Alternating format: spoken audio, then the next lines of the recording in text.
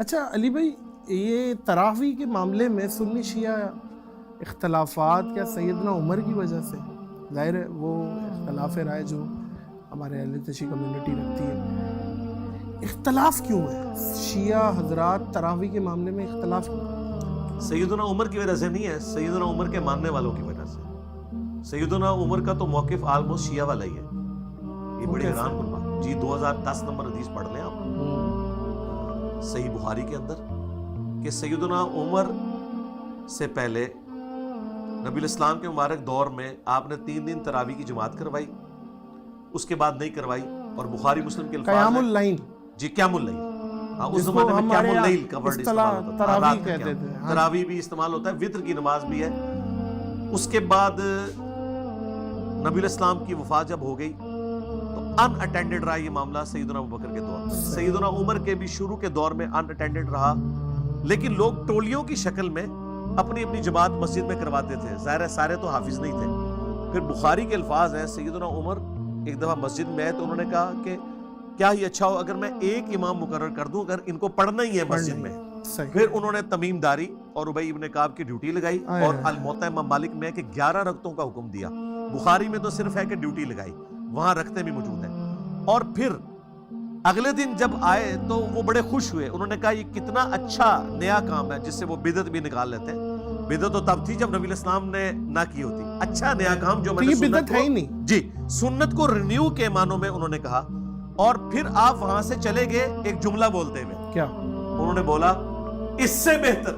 مرد کی وہ نماز ہے جو رات میں اکیلے گھر میں پڑھتا ہے آخری وقت میں۔ یہ آخری جی تو سیدنا عمر نے خود تو مسجد میں تراویح جماعت سے پڑھی نہیں ہے،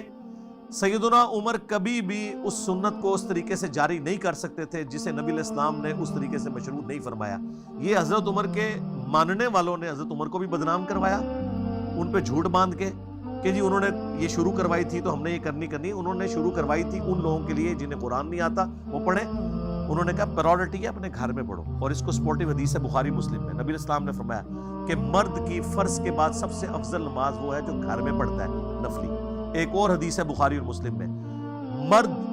جو فرض نماز کے علاوہ نماز نفلی نماز اپنے گھر میں پڑھتا ہے اس کی وہ نماز مسجد نبوی میں نماز پڑھنے سے افضل ہے، یہ بخاری مسلم کے الفاظ ہیں۔ اور ایک اور حدیث بخاری مسلم میں کہ نبی علیہ السلام نے فرمایا مردوں سے کہ گھروں کو قبرستان نہ بناؤ، اپنی نماز کا کچھ حصہ گھر میں پڑھا کرو، اس سے برکت ہوتی ہے۔ یہ 3 حدیثیں ہیں، تینوں متفق علیہ ہیں جو میں نے آپ کو بتائی ہیں۔ تو یہ حضرت عمر کے ساتھ جو کچھ ہوا، ان کی جو بدنامی کروائی یہ حضرت عمر کے ماننے والوں نے کروائی۔ اب آ جائیں شیعہ کی طرف، شیعہ قیام اللیل کے منکر نہیں ہیں، وہ کہتے ہیں رات کو قیام ہو، وہ کہتے ہیں یہ آرگنائز طریقے سے جو آپ نے شروع کروا کے اس چیز کو جو نبی علیہ السلام نے اس کو اس طریقے سے پسند نہیں فرمایا تھا۔ یہ جزوی بات تو درست ہے کہ بخاری مسلم میں ہے نبی علیہ السلام ناراض ہو گئے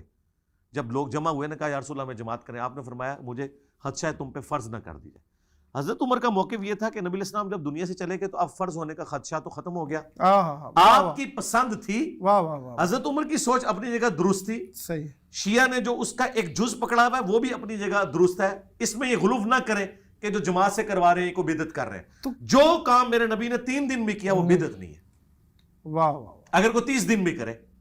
کئی اعمال ہیں نبی علیہ السلام نے ایک دفعہ کیے ہیں، صحابہ کرام نے، مثلا ابو داؤد میں حدیث ہے کہ ایک صحابی تھے، انہوں نے نبی علیہ السلام کو اس حال میں دیکھا کہ بٹن کھلے ہوئے تھے، انہوں نے پوری زندگی پھر بٹن نہیں لگائے، انہوں نے ایک ادا دیکھی اس کو اڈاپٹ کیا۔